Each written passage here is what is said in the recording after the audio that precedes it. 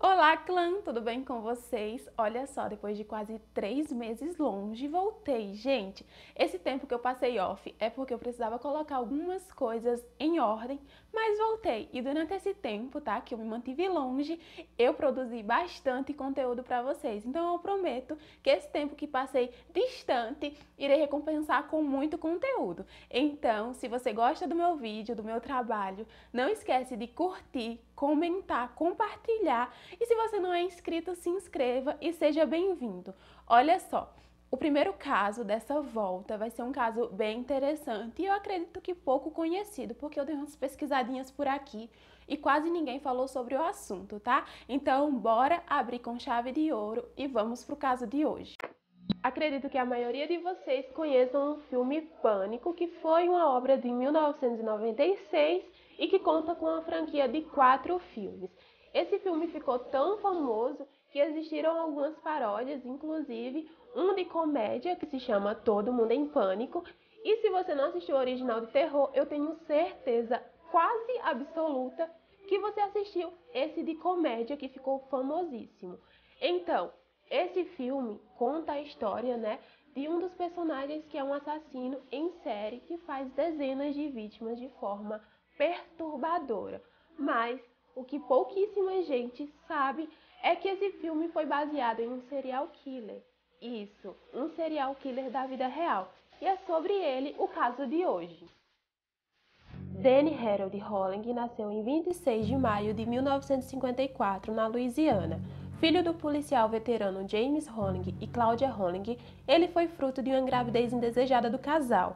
Mas apesar de ser indesejado, Claudia, sua mãe, o amava, enquanto o pai o odiava com todas as suas forças. O pai de Danny era extremamente agressivo, tanto com ele quanto com a esposa. Inclusive, quando Danny ainda era uma criança, costumava apanhar do pai por não engatinhar direito. E era assim, enquanto crescia, era cada vez mais agredido e presenciava a mãe ser espancada diariamente. Quando Cláudia ficou grávida do segundo filho, Danny até acreditou que teria um pouco de paz, já que agora o seu pai poderia concentrar um pouco desse ódio, no seu irmão mais novo. Mas as coisas só pioraram, já que o seu irmão mais novo não era um filho indesejado igual a ele. Cláudia tentou diversas vezes se divorciar do marido, mas não conseguia. Por ele ser ex-militar, ele tinha muitos contatos, sem contar que vivia ameaçando ela para que ela não fosse embora, e não demorou muito, para que ela entrasse em uma depressão profunda. Inclusive, ela tentou diversas vezes se matar, se suicidar. Eu li em algumas fontes que o próprio James, o marido dela, o pai do Danny, tentou cortar os pulsos da própria esposa. E foi assim, dentro desse meio familiar, que Danny crescia e se tornava um adolescente com diversos transtornos psicológicos. Apesar do inferno que vivia, ele tentava procurar refúgio em alguns hobbies, principalmente na música. No Natal ele ganhou uma guitarra e começou a tocar e a cantar hinos da igreja, para tentar fugir, do abuso que vivia dentro de casa. Mas infelizmente isso não foi suficiente para livrar ele do futuro que o aguardava. Ele começou a desenvolver um grande transtorno de inferioridade e agressividade. Tinha muita dificuldade em socializar com outras crianças. Inclusive, um dos seus professores disse que ele era um adolescente agressivo e que tinha dificuldades em controlar os seus impulsos. E quando percebeu que a música não trazia o alívio que ele tanto queria, ele foi procurar amparo, infelizmente, na bebida e nas drogas. Ele se afundou ainda mais e decidiu procurar outra saída. Foi então que tentou ingressar na carreira militar. Inicialmente ele tentou entrar na Marinha, mas foi recusado e depois foi para a Aeronáutica, onde foi aceito. No entanto, foi expulso em 1972 por ser pego usando drogas. Depois de ser expulso, ele tentou mudar de vida, parou de beber e de usar drogas e foi morar com o avô e começou a frequentar a igreja. 2 anos depois, aos 23 anos, se casou e teve uma filha. No início, parecia que as coisas finalmente estavam dando certo, Ele agora tinha uma esposa e uma filha para cuidar. Mas pouco tempo depois de estarem casados, Danny começou a ficar agressivo e a apresentar o mesmo comportamento que o pai dele tinha. E durante uma briga, ele ameaçou matar a esposa e ela acabou saindo de casa e pedindo o divórcio. E mais uma vez, Danny se encontrava no fundo do poço, só que com uma coisa diferente. Dentro dele parecia ter uma raiva que crescia cada dia que passava, e nem ele e nem as pessoas ao seu redor sabiam explicar direito o que estava acontecendo. Depois do divórcio, ele passou a cometer diversos assaltos à mão armada e nesse mesmo período estuprou uma mulher que parecia muito com a sua ex-esposa, dando início ao pior lado de Danny. E após uma onda de assaltos, ele foi preso em 1979 no estado da Geórgia, passou um tempo preso, mas logo foi solto. E durante uma década ele passou assim, praticando assaltos à mão armada entre o Alabama e o Mississippi. Em 1989, Danny decidiu voltar para sua cidade natal, voltou a morar com os pais e começou a trabalhar em um restaurante em um emprego temporário. O dono desse restaurante se chamava Tom Grissom, de 55 anos. Em certo momento, ele já não precisava dos serviços de Danny e no dia 6 de novembro de 1989 o demitiu. E então, naquela mesma noite, Danny foi até a casa de Tom, matou ele, a filha dele, que se chamava Jolie e tinha 24 anos, e o neto de Tom, de apenas 8 anos. Quando a polícia chegou ao local, eles ficaram horrorizados. Encontraram os corpos de Tom e do seu neto com várias facadas nas costas que atravessavam o coração. Já Jolie estava no seu quarto nua e, diferente de Tom, ela não foi morta com várias facadas pelas costas. O corpo dela estava coberto por mordidas e ela foi esfaqueada pela frente. Não encontrei nenhuma fonte se ela havia sido estuprada, mas provavelmente sim. Quando a polícia começou a investigar o caso, eles acreditavam que o alvo principal do ataque era Jolie e começaram a focar muito nisso, o que acabou não levando a nenhum suspeito. O que eles não sabiam é que o assassino morava a poucos quarteirões da cena do crime. No dia 17 de maio de 1990, 4 meses depois de cometer os seus primeiros assassinatos, ele teve uma briga com James, que é o seu pai, e o atingiu com tiros no estômago e na cabeça. O pai dele não morreu, mas perdeu uma orelha e um olho. Sabendo que a polícia iria atrás dele por tentar matar o pai e pelo seu pai ser um ex-veterano e ter muitos contatos, ele fugiu para Gainesville, na Flórida. Danny foi morar na cidade universitária de Gainesville, trocou de nome e agora se chamava Michael Kennedy Jr. Ele passou a morar em uma barraca em uma área cheia de árvores atrás da universidade e ali começou a escolher as suas próximas vítimas. Em 24 de agosto, 2 estudantes chamaram a atenção dele. Elas se chamavam Sonja e Cristina, ambas de 17 anos. Danny decidiu seguir as duas para saber onde elas moravam. Esperou anoitecer e invadiu a casa.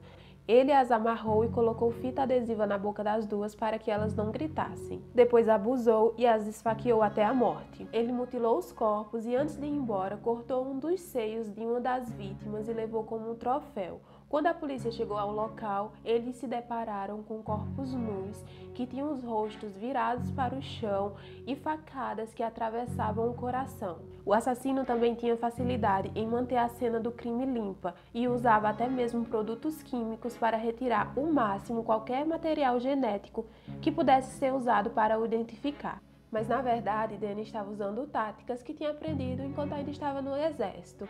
E no outro dia, enquanto a polícia ainda examinava aquela cena do crime, eles foram chamados porque outra jovem havia sido assassinada. Ela se chamava Krista Hoyt, de 18 anos. A cena era praticamente a mesma. A diferença era que Krista tinha sido decapitada e o tórax tinha sido aberto. E diante daquela cena foi detectado um modus operandi e foi comprovado que existia um serial killer na cidade de Gainesville. A cidade entrou em pânico após 3 jovens terem sido brutalmente assassinadas em menos de 12 horas. As pessoas passaram a andar em grupos ou armadas e vários estudantes chegaram a abandonar os cursos com medo de serem as próximas vítimas. Os crimes chamaram a atenção da mídia e logo a polícia montou uma força-tarefa com mais de 150 policiais para tentar encontrar o assassino. A perícia chegou a encontrar algumas folhas de papel em um dos apartamentos, só que nos anos 90 os exames de DNA eram um pouco demorados e isso acabou atrasando as investigações. 2 dias depois, as próximas vítimas foram Tracy e Manuel.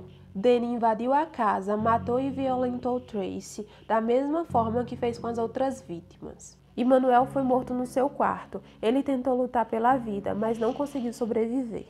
E diferente das outras vítimas, eles não foram mutilados. A polícia seguia as investigações e a procura de alguns suspeitos, e então eles chegaram a um estudante da universidade que alguns dias atrás tinha agredido a avó e tinha um comportamento estranho. No entanto, foi comprovado que aquele estudante sofria de depressão aguda e isso justificava o seu comportamento, e então ele foi descartado.